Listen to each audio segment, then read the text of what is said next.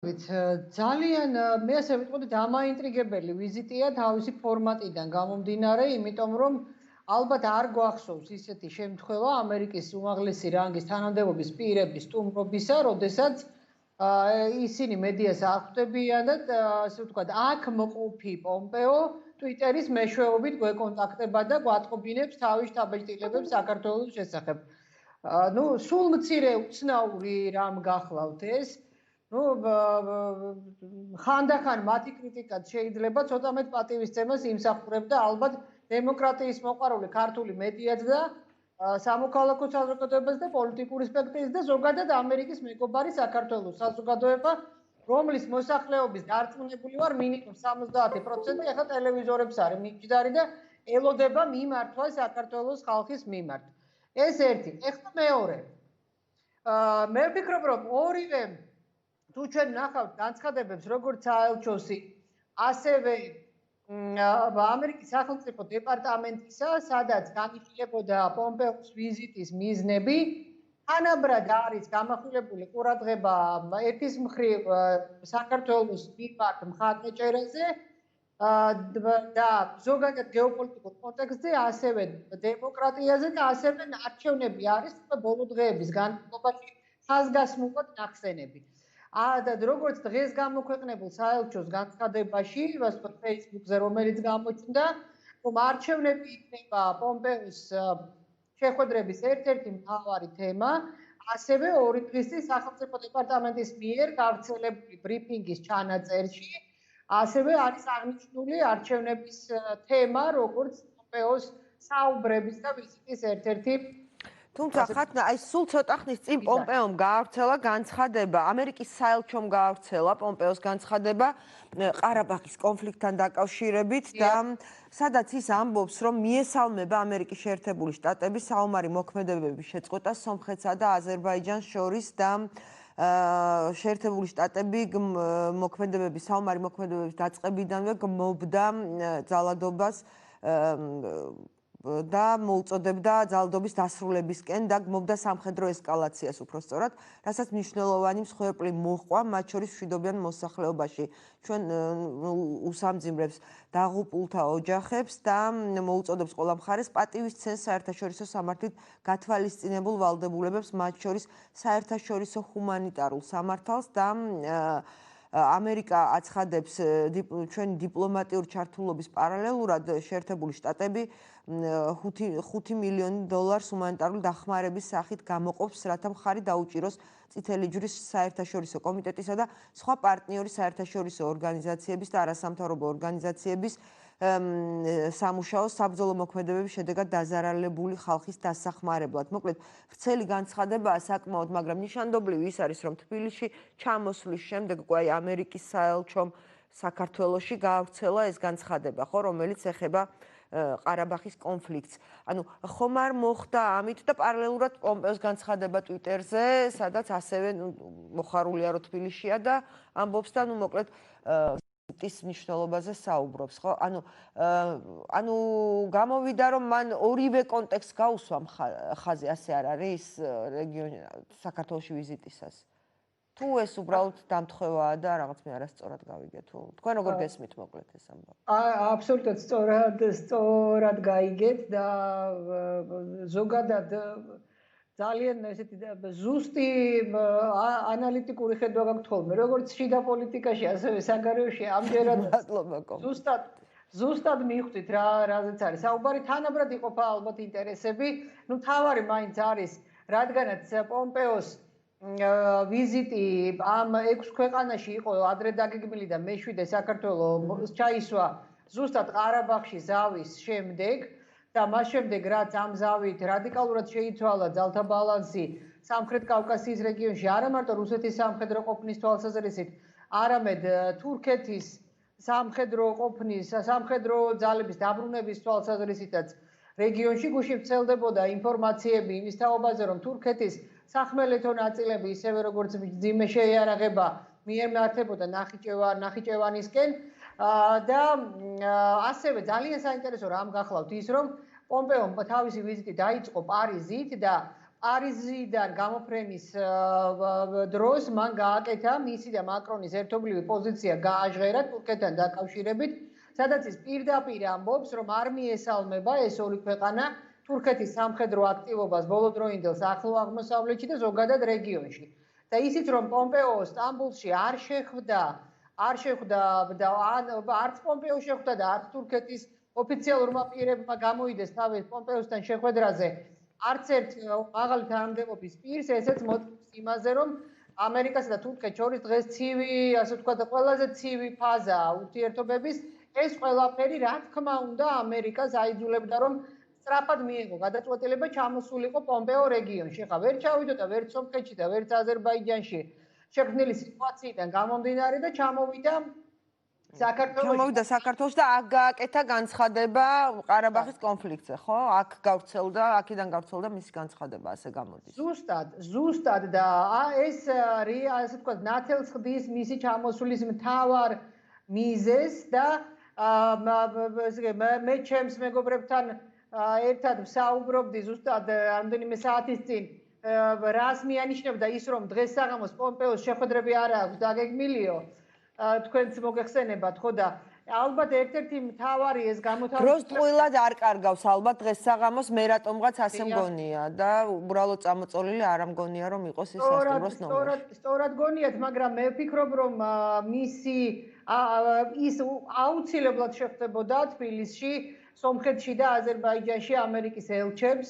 სხვაგვარად უბრალოდ გამორიცხულია და მიიღებდა სრულყოფილი ინფორმაციას იქ მიმდინარე პროცესებზე და ეს განცხადებაც ალბათ ამ შეხვედრების გამოძახილია, თუმცა ამ განცხადებაში ვრცელია და მე მოვასწარი წაკითხვა. ძალიან ვრცელია და მე შეიძლება უცებ რაღაცაზე ვერ მივაქციე ყურადღება პირდაპირ ეთერში. თქვენ გითხარით მაშინ მთავარი აქცენტები რა იყო თქვენი აზრით ამ განცხადებაში, რომელიც გააკეთა ყარაბაღთან დაკავშირებით, გაავრცელა ყარაბაღში. აი საქმეც ის არის, რომ ამ განცხადებაში საუბარი არის ორ ასპექტზე. ერთი რომ პროცესში უნდა დაბრუნდესო ეუთოს ჯგუფის ფარგლებშიო, სადაც ამერიკა არისო, თანათავმჯდომარეო და სრულყოფილი მოგვარება ამ კონფლიქტის იქ უნდა გაგრძელდესო, რაც პირდაპირ მიანიშნებს ამერიკის გულისწყეტას, ფაქტობრივად ღიად თქვა. რომ ის პროცესისგან მოშორებული აღმოჩნდა რაღაცნაირად და როგორც ჩანს ცდილობს დაიბრუნოს გავლენა ამ პროცესში, ხო და რეგიონში.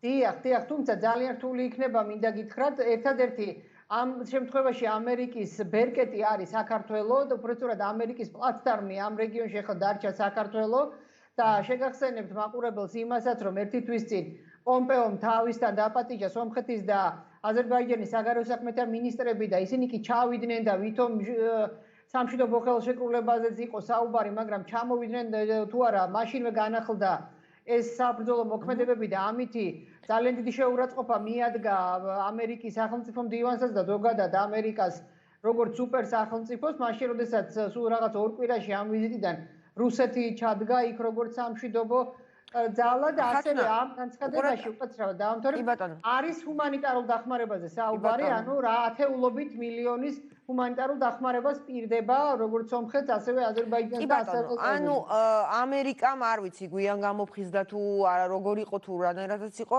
ახლა გადაწყვიტა რომ ამ რეგიონში ისევ რაღაცა გაშვებული შანსებით შესაძლებლობები თუ გავლენა რაღაცნაირად დაიბრუნოს, ხო? ეს განცხადება ცხადად მეტყველებს ამაზე და საქართველოს რომ მისთვის პრიორიტეტულია და საქართველოს რომ შეიძლება მთავარი საყრდენი იყოს ამ რეგიონში, ეს კიდევ ერთხელ ადასტურებს ამას. და ეხლა მივიდეთ ყველაზე საინტერესო ნაწილზე, ხო?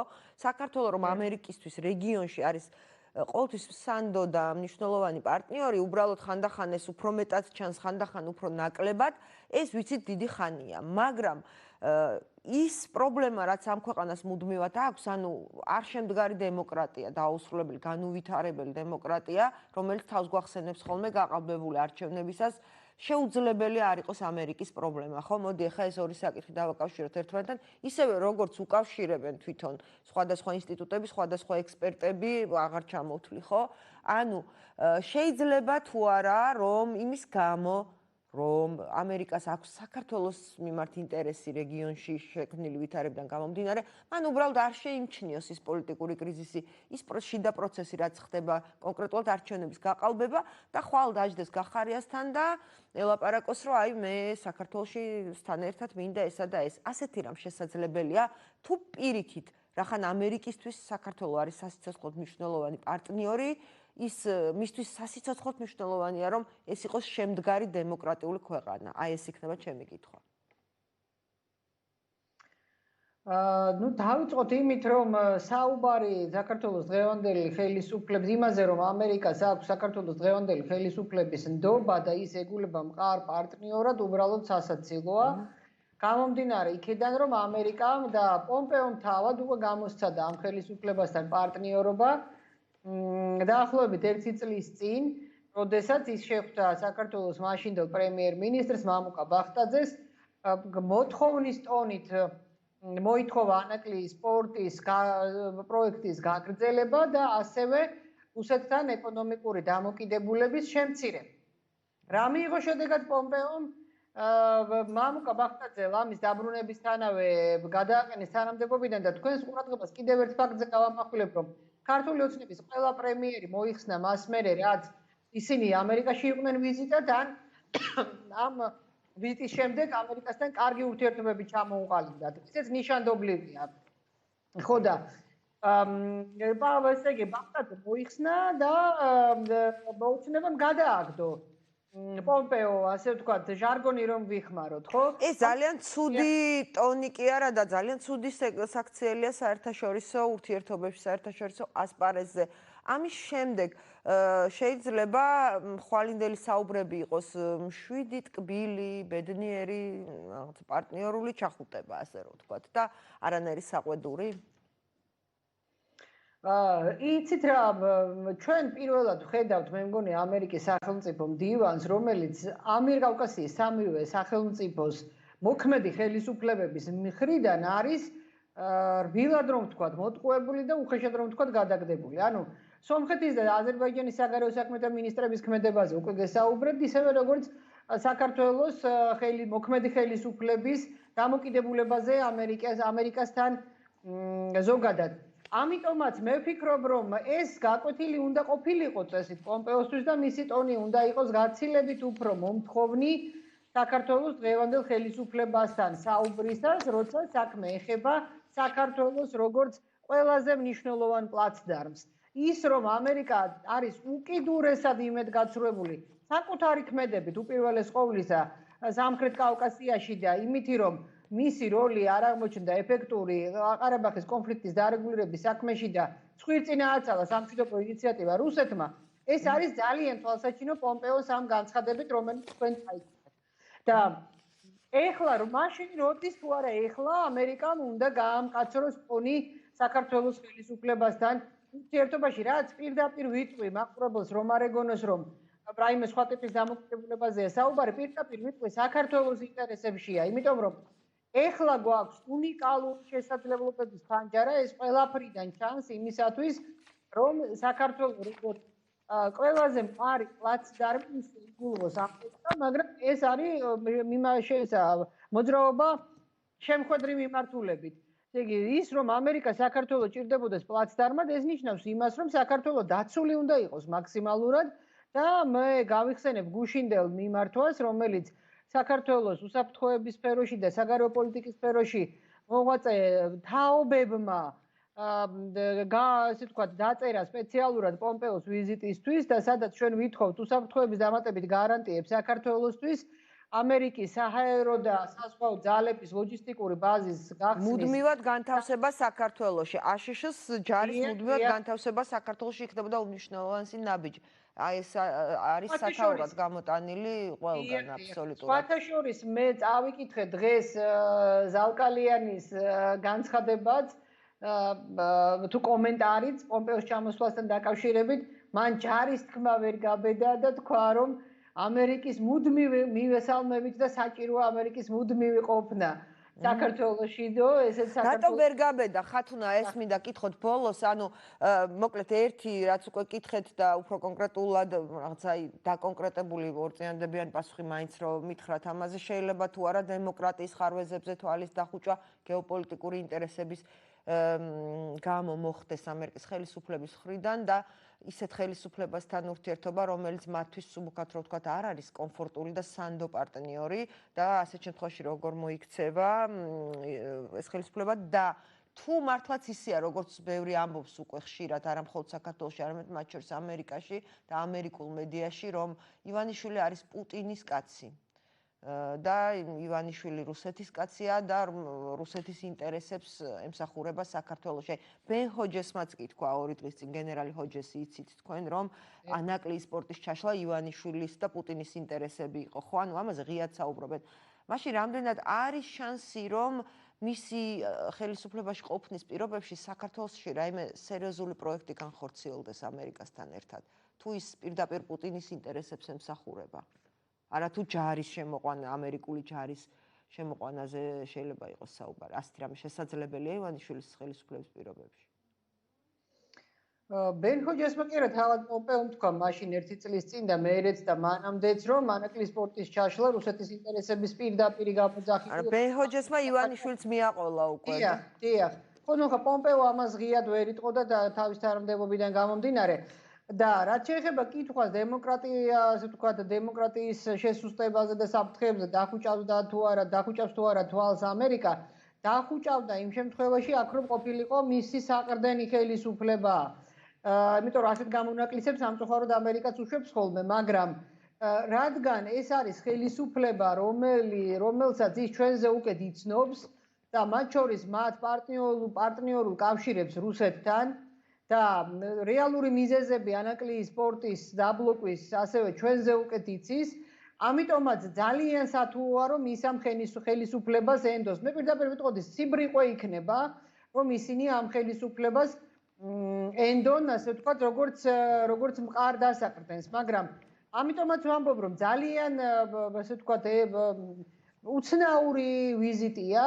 მაშინ რატომ არ ხვდება ოპოზიციას და იან კელიმ თქვა და მე მას აბსოლუტურად დავეთანხმები ამერიკის ყოფილ ელჩს, რომ ეს იყო შეცდომა ოპოზიციასთან არ შეხვედრა და ერთგვარი, ასე ვთქვათ, კოჭის გაგორებას ვერ დავარქმევ, მაგრამ ეს აშკარად ჟესტია ხელისუფლების მისამართით გაკეთებული, რასაც ასევე არ ვამართლებ მე, იმიტომ რომ თუნდაც კონდეს ეფემერული იმედები ამერიკის დღევანდელ ხელისუფლებას, რომ ოცნება მას პარტნიორად გამოადგება, დაინახავს, რომ ძალიან მალე ეს ილუზია მას გაუქარწყლდება და ეს მხოლოდ ილუზია.